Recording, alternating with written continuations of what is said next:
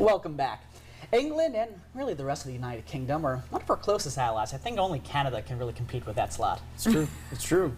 It's agreed. Even so, it's National British Pie Week on the other side of the Atlantic. We've decided to borrow the holiday here on Daybreak. And that just simply means sharing some British pies and a little British culture with you right at home. So joining us from Centerville is British Pantry and Tea Room owner Jan Francis. So welcome to the show. It's been 2 years, but you're back. Thank you very much. I know, and if you do remember her, that's great. That means you're a loyal viewer. So let's talk about some of this, because the British, they have some awesome pies, and you have made some great ones. I'm really tempted to shove my face in it, but I'm polite, so I'm not gonna. Good. So let's. Probably better that you don't do that. Yes. Okay. All right. So let's talk about them. Okay, a pie, people think a pie has crust, which this is just a fruit pie, and it's got a bottom crust and a top crust. Now this is, they call it over here shepherd's pie, but technically it is a cottage pie because this is made with ground beef. A shepherd's pie should be made with mutton or lamb.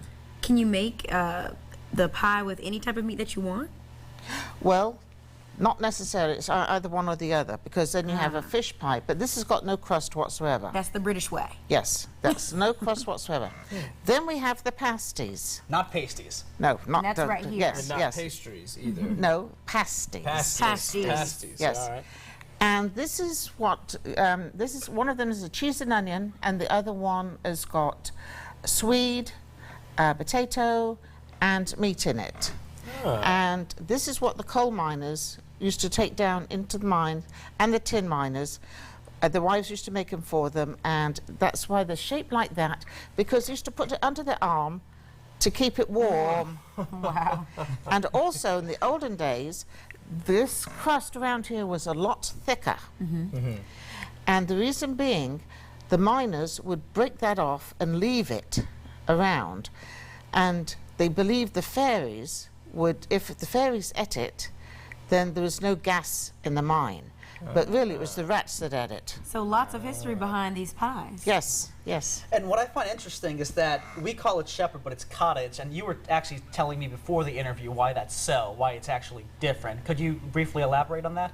Well, because of shepherds, because of the sheep, and we in England there's was a lot of sheep. It's not there now, but it was made with mutton, or it was made with lamb.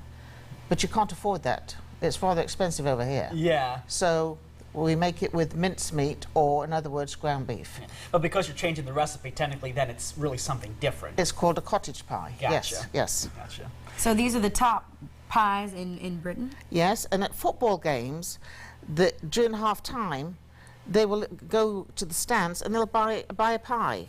Or if you're out shopping, you'll go to the closest bakery and you can buy hot pies. Not a big pie like this, but more like that. Like a handheld. Something Yes, you could, yes. you could eat. Yes. We need, Yeah.